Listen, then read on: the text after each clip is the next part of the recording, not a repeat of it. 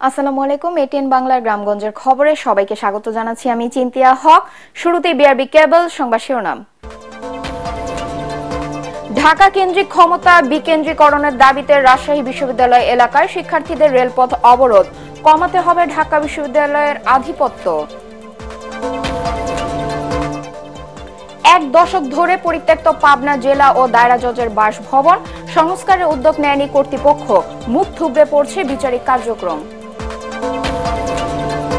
এবং চুয়াডাঙ্গায় যাত্রীবাহী বাসে তল্লাশি চালিয়ে প্রায় ৩ কোটি টাকার সোনার বার সহ ২ পাচারকারী আটক।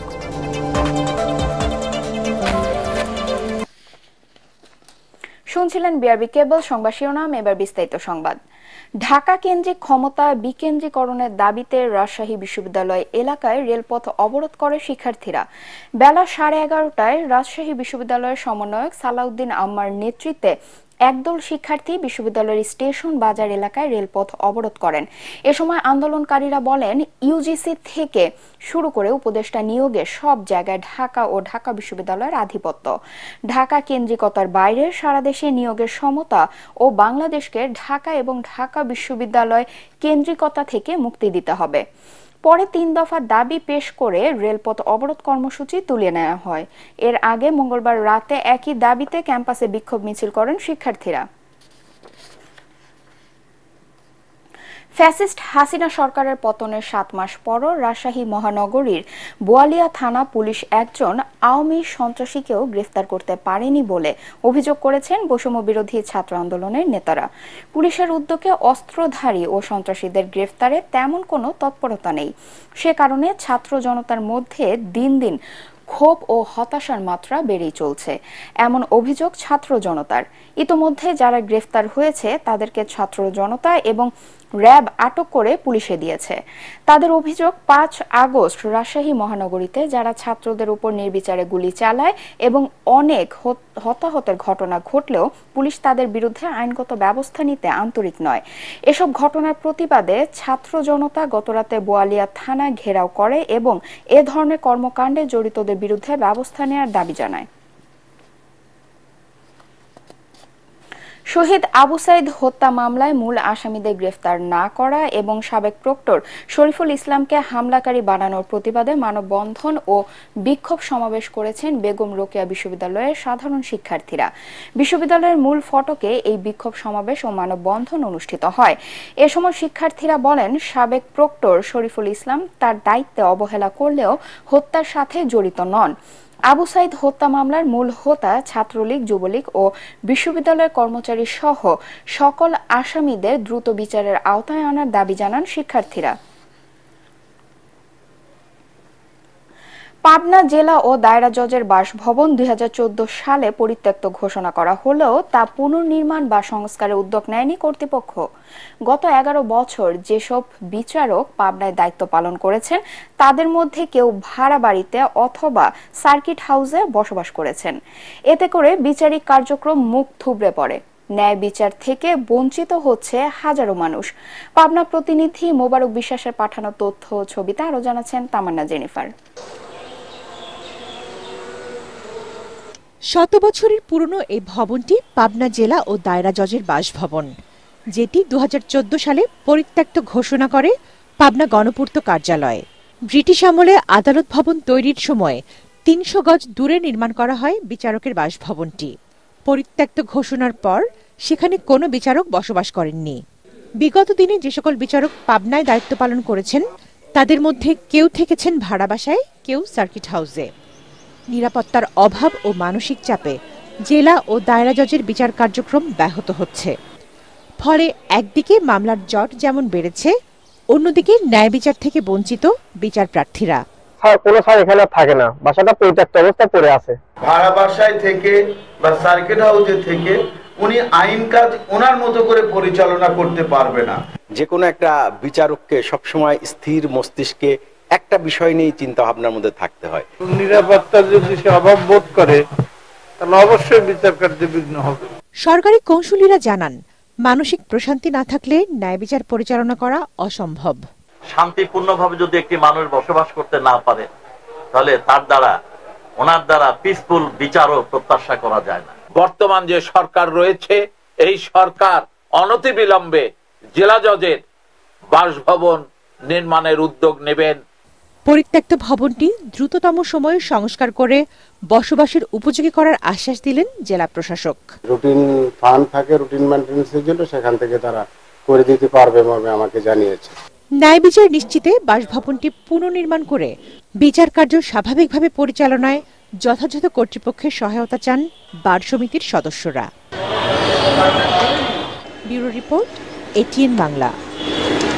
চুয়াডাঙ্গায় যাত্রীবাহী বাসে তল্লাশি চালিয়ে প্রায় ৩ কোটি টাকার সোনার বার সহ 2 পাচারকারীকে আটক করেছে বিজিবি। 6 বিজিবি কার্যালয়ের সামনের সড়কে অভিযান চালিয়ে পূর্বাশা পরিবহনের একটি গাড়ি থেকে তাদেরকে আটক করা হয়। তারা হলেন চুয়াডাঙ্গার দামুরহুদার পীরপুর কুল্লা গ্রামের রফিকুল ইসলাম ও কুমিল্লার দেবিদারের হোসেনপুর গ্রামের লিটন খান। পরে তাদের দেহ তল্লাশি করে জুতার মধ্যে লুকানো অবস্থায় 18টি স্বর্ণের বার পাওয়া যায়। এ ব্যাপারে চুয়াডাঙ্গা সদর থানায় মামলা করেছে বিজিবি। সাভারে দিনে দুপুরে চলন্ত বাসে ছিনতাইয়ের ঘটনায় 4 ছিনতাইকারী সহ 10 জনকে গ্রেফতার করেছে পুলিশ। এ সময় তাদের কাছ থেকে 2টি সুইস গিয়ার বার্মিস চাকু এবং একটি মোবাইল ফোন উদ্ধার করা হয়। তারা পেশাদার ছিনতাইকারী বলে জানিয়েছে পুলিশ। জানা যায় গত 2রা মার্চ সাভারের ব্যাংক টাউন এলাকায় যাত্রীবাহী বাস রাজধানী পরিবহনে একদল ছিনতাইকারী প্রকাশ্যে ধারালো অস্ত্রের মুখে যাত্রীদের জিম্মি করে তাদের কাছ থেকে নগদ টাকা ও মোবাইল ফোন ছিনিয়ে নিয়ে যায়। এর 1 মাস আগে সেখানে শুভযাত্রা পরিবহনে একই কায়দায় ছিনতাই করে তারা। এদিকে বিভিন্ন ঘটনায় আরো 5 ছিনতাইকারী ও 1 ডাকাতকে গ্রেফতার করেছে গোয়েন্দা পুলিশ।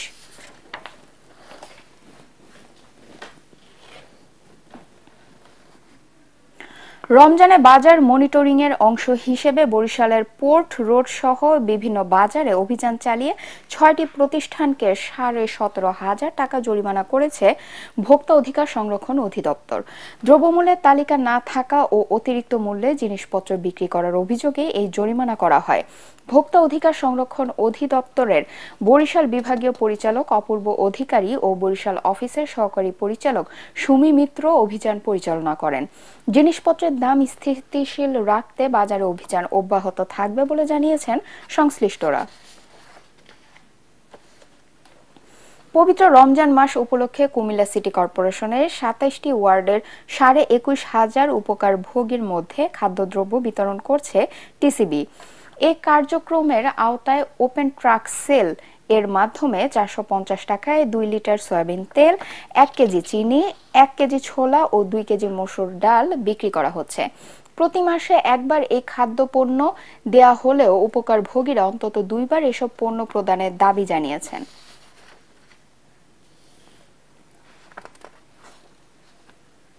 এদিকে মাহে রমজান উপলক্ষে ময়মনসিংহের ভালুকায় উপজেলা প্রশাসনের আয়োজনে মাসব্যাপী সুলভ মূল্যের বাজার বসানো হয়েছে।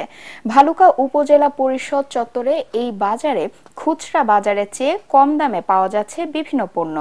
এখানে ভর্তুকি মূল্যে গরুর মাংস বিক্রি হচ্ছে 600 টাকায়, ডিম প্রতি হালি 38 টাকা ও দুধ প্রতি লিটার 70 টাকা। পুরো রমজান মাস জুড়ে চলবে এই বাজার।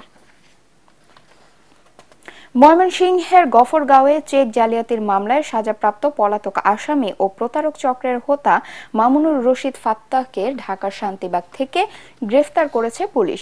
পুলিশ জানায় মামুনুর রশিদ ফাত্তাহ লোকজনকে বিভিন্ন ব্যাংক ও বীমা প্রতিষ্ঠানে চাকরি দেওয়ার নাম করে কোটি টাকা হাতিয়ে নেয়। এমন একটি ঘটনায় 2021 সালে এক ভুক্তভোগী ফাত্তাহর নামে ময়মনসিংহ অর্থ ঋণ আদালতে মামলা দায়ের করেন। পরে চেক জালিয়াতি মামলায় 2023 সালে আদালত তাকে 5 লাখ টাকা জরিমানা ও 1 বছরের কারাদণ্ড প্রদান করে। তারপর থেকে তিনি পলাতক ছিলেন। সমতল ভূমিতে বসবাসরত অনগ্রসর ক্ষুদ্র নৃগোষ্ঠীর আর্থ সামাজিক ও জীবনমান উন্নয়নে দিনাজপুরের চিরির বন্দরে বকনা গরু বিতরণ করেছে প্রাণী সম্পদ দপ্তর ও ভেটেরিনারি হাসপাতাল। 33 জন দরিদ্র মানুষের মাঝে গরু বিতরণ করেন চিরির বন্দর উপজেলা নির্বাহী কর্মকর্তা ফাতেমা তুজ জোহরা। উপজেলা কৃষি কর্মকর্তা জোহরা সুলতানা ও উপজেলা মৎস্য কর্মকর্তা সুমন কুণ্ডু এ সময় উপস্থিত ছিলেন।